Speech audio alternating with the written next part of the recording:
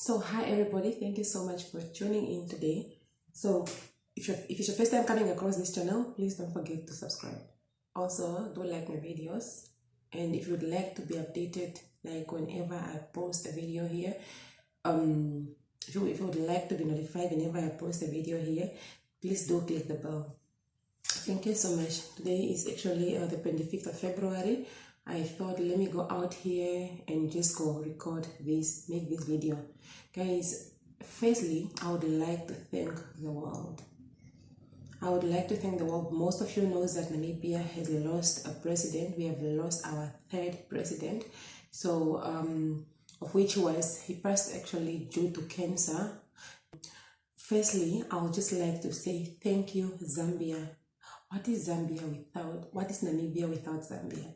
Zambia, thank you so much. I'm not only specifically thanking Zambia because I'm trying to classify them or certain thing, but Zambia and Namibia, they have like this relationship, and I'm so thankful to that country. On behalf of everybody in Namibia, I would like to thank Zambia. We know, most of us knows that Zambia sent us their military troop, part of their troop, to come to Namibia and assist during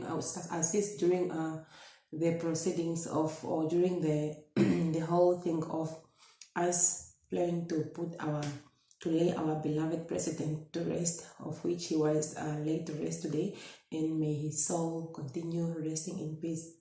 So it was on the 4th of February 2024 when news hit us. I think that day I couldn't sleep for some reason. I couldn't sleep, and then suddenly, and I rarely go on my social media like midnight and so on.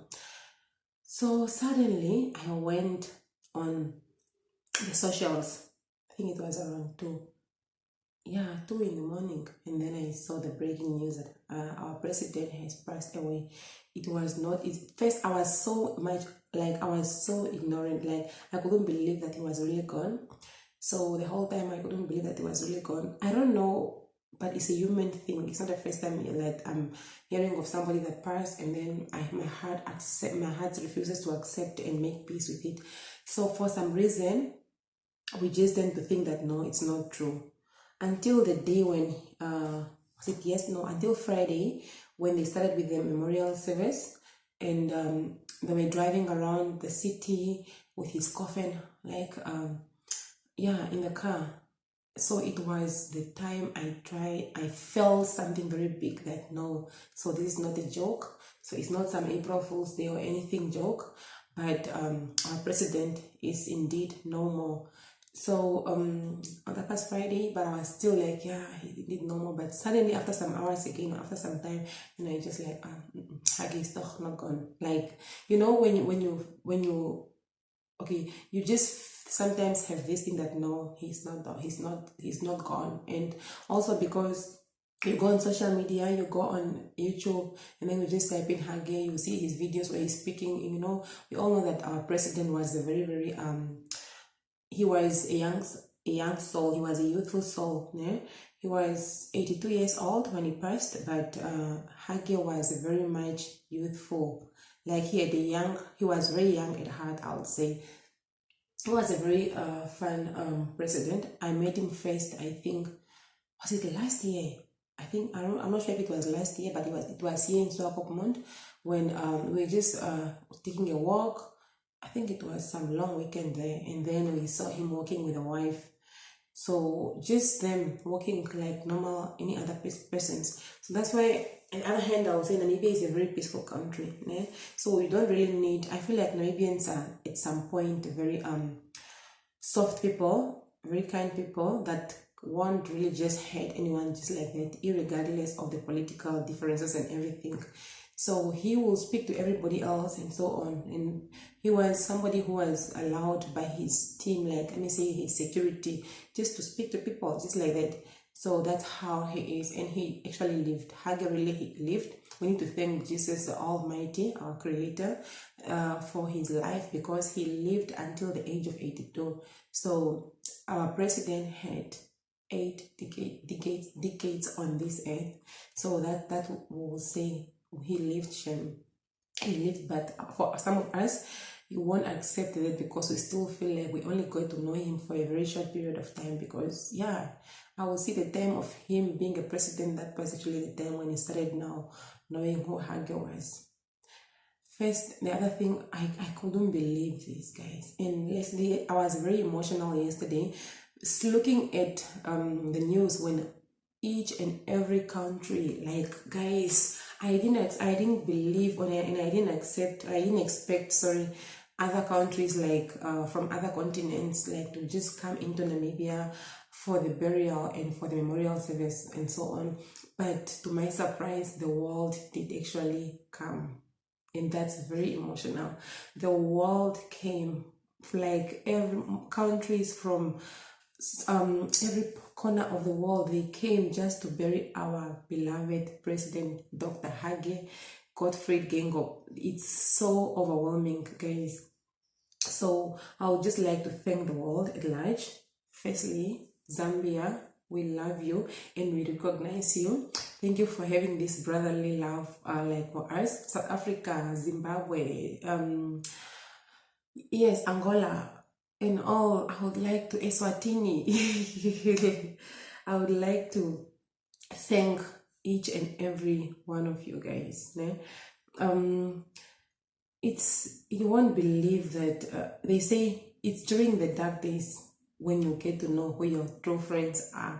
So Namibia was just proved different. I thought we are living in this small country, like with this small population, and people do not know anything about us. And I thought most of the governments would just send out a letter of condolences and so on. But guys, they came. England, oh, they came. The princess came, actually. Everywhere, guys, people came. They ran just for this, to bury this great man that just went to sleep. I'm speechless. I'm very much speechless. I would like to send out prayers, love and light to our beloved, our forever First Lady, with respect, no? Okay, our current former First Lady. I would love to send out some prayers, love and light to her. Like, our hearts are with you. I'm wishing her actually all the best, and may the Lord comfort her during these hard times. So, and all I know is that during the time when I lost my father, I know what grief is. When you have people around you during this, I would say during this time when everybody was around her, she wouldn't actually have gotten, or you don't get time to mourn. Like, you just, because you have everybody around, and so you also have to try to be strong for the sake of other people, such as the other children, like the children and so on. But reality hits in mostly when you have lost somebody that you love, when you have lost somebody that's dear to your heart. Reality normally hits in on the day like this, like on the burial day. That's when we start making that's when you start coming to terms with it, that no, it's really true. So, and then tomorrow, when everybody else is gone to their houses and you are just you, like, you are trying to be you again, so that's when grief starts. And grief goes on for a very longest time. But I'm just so confident that our beloved First Lady, our former First Lady, sorry, Madam Monica Gengos, she is actually having the strongest support, be it from family, children, and Namibia at large.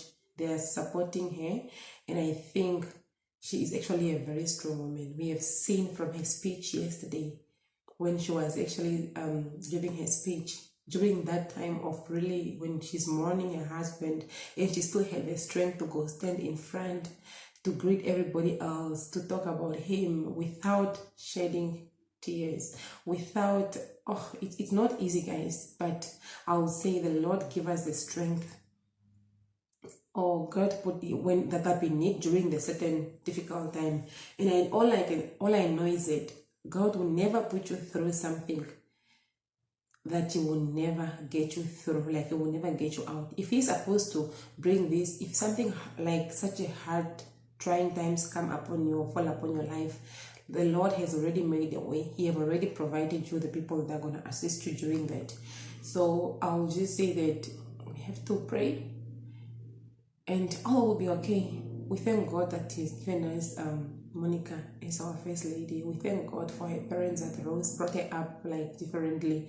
So otherwise, our love as Namibians, we really love her so much, and we only wish her all the best during these hard times, and may the Lord comfort her, wipe away the tears, and all shall be well.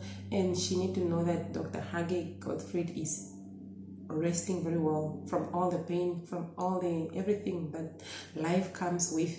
So he's at the best place, and he's probably watching over us all. So yeah, so I saw on the socials whereby they said Monica should probably maybe just run for president. That will actually be interesting. But I doubt if she really have interest in it. I think she can. I think she's a great person. She have never proved us otherwise during her tenure as a first lady. So I think she might as well just be able to run for president if it's in her interest. I'm just mentioning it. But if Honorable Monica Gengos can run for presidency at some stage, we are surely going to be her support. The other person I would like to mention here, our current First Lady, Madam Seski Bumba, who she was with her husband. They were forever like Monica's strongest support. They were forever her support, and I would like to thank them for that. Namibia actually itself, I get so emotional looking at things like this. Namibia is full of love, guys. People are so loving. They are so supportive, irregardless of the political differences. Example with the opposition parties, they've showed their they've showed their remorse during this time. And indeed, it's not only Dr. Hage's children that have lost a father. Namibia has lost a father. We have lost a leader. So yeah, I got so emotional to the point that I was like, Lord, I can't understand that the world knows us. The world is here for us. It's something to be very appreciative about. And I told myself today that no, I'm going to take my Bible, and then I'm just going to page, like the first page that comes, I'm going to read a verse or two from it in honor of our beloved president that just passed, Dr. Hage G. Geingob. So again, Lord, I wish I could page. Okay, I'm not really familiar with this book. It's Jeremiah chapter 48. I'll take verse 18. It's just a random verse that I opened the Bible and then I came to. I'll also do it like on the next, after this, reading this, I'm gonna page on another different page because I'm just hoping to find a familiar book. Okay, so let me read Jeremiah 48 verse 18. People in the town of Dibon, you will be honored no more, so have a seat in the dust. Your walls will be torn down when the enemies attack. Please don't ask me what it means. I don't know. So let me just try to page on the side away, like on a different page, and I want to read two verses from that book. Look where I came to. So it's Mark chapter 3. Exactly, I'm at verse 13, and I'm going to read verse 13 to 15. I don't know why, but yeah, that's where it's a random verse here. So Mark chapter 3. Verse 13. So there's a title saying Jesus chooses his 12 apostles. Jesus decided to ask some of his disciples to go up on a mountain with him, and they went. Then he chose 12 of them to be his apostles so that they could be with him. He also wanted to send them out to preach and to force out the demons. Guys, I can't explain to you. I don't know why these books, but yeah, that's it from me.